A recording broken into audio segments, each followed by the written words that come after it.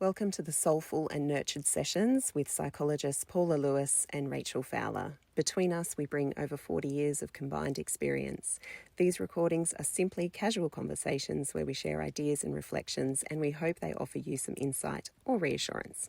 As always, the information shared here is general in nature and isn't intended to replace personalised therapy. So please grab a cup of tea and enjoy the conversation. So let's share the story of how we came to be therapists first. You go first, Paula. How did you come to be a therapist? Yeah, let's do it. So how I came to be a therapist. Well, at school, it was not on my radar at all to become a therapist. And I actually, after I finished school, I did very well and I was very maths science based. And I was doing science engineering at uni on a scholarship. Very different to what I'm doing now. But partway through that journey, like I was in first year and kind of going, I don't think this is where I want to head. And then I also had an experience, my brother died that year. And so I didn't complete that first year of uni and I took the next year off as well and just took time.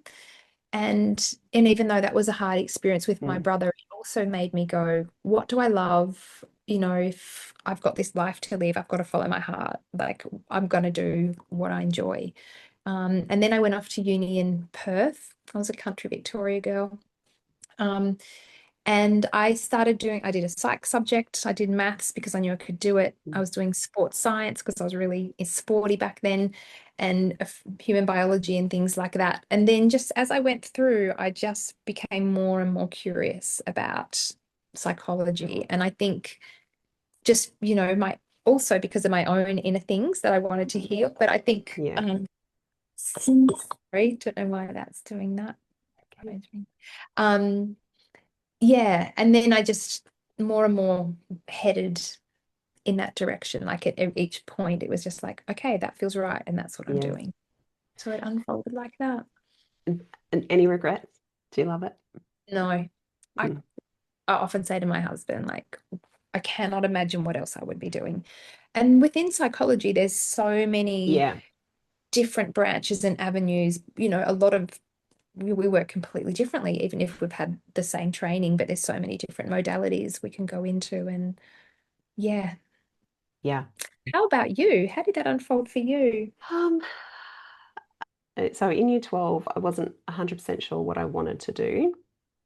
And I am a very creative person at heart and loved photography at the time and was really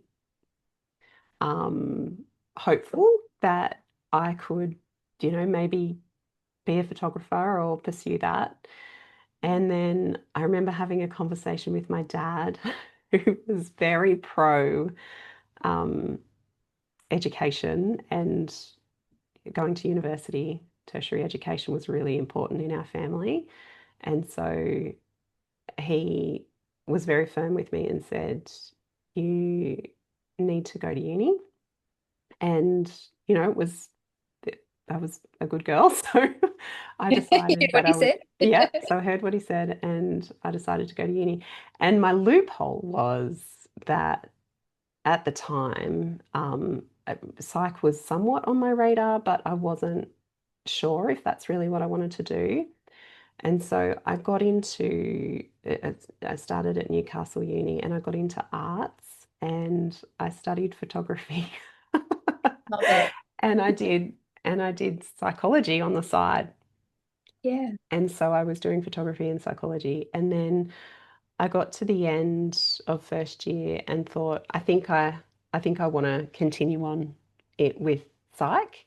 I was enjoying it and I was obviously still enjoying the photography side of things. But I felt probably a little bit more sure about a career, like feeling like I needed a career, allied health career direction. Which one of my older sisters is also in allied health. So I was probably feeling a little bit more sure about that. And so then I put my request into the uni to transfer over to psychology as a Bachelor of Psychology, just, moving from art to psych, purely psych. And I got in and a little bit ironic, I guess, that it was probably my photography results. I did quite well in Got you. photography. So it's probably photography that helped me to get over to psychology, which was quite, you needed to have pretty good marks to get in over it. So anyway, I also had a really beautiful friend who's still one of my nearest and dearest who was studying psych. So I was probably influenced by, having A good friend good to go on the connection. journey with. Yeah, Yeah. that's right. And we did, and we still do. Yes. And yeah, so then I did. So I've yeah, finished, went through, finished, graduated. But I think part of what propelled me and kept me going was the fact that I um, was always the natural counselor. I was always the person who would, be very happy to talk people through their vulnerabilities and um, maybe be a safe person for Yeah. people to talk to. Yeah. And so I was really quite comfortable in that space and found it quite natural. Yeah. And I think now looking back, what I know is that being a counselor and working, whether it's psychology, whether it's counseling, whether it's, therapy in any modality, I think, um, and perhaps even, any helping therapy, health and medical and all of those things, it's such a calling. And so I probably didn't realize it then, but I kind of just listened to what I thought at the time was, maybe I felt like I was influenced by my dad or by other people, but actually I think I, in the end, was guided into something that was just calling me there from the beginning. I love that. And so Yeah. now I've been a psych for over 20 years and I just love my career and love my job and I love coming to work and I'm excited to come to work. And yeah, some days are tiring, as we know, same as any other job, I'm sure. But yeah, I'm really, really happy that my 18-year-old self made a good decision, which Really did. that's a lot. That's a lot of pressure on an 18-year-old to know what you want to do for the rest of your life. It's huge. And it would have been okay had I not chosen that. And I did, I did photography there for a little while after uni.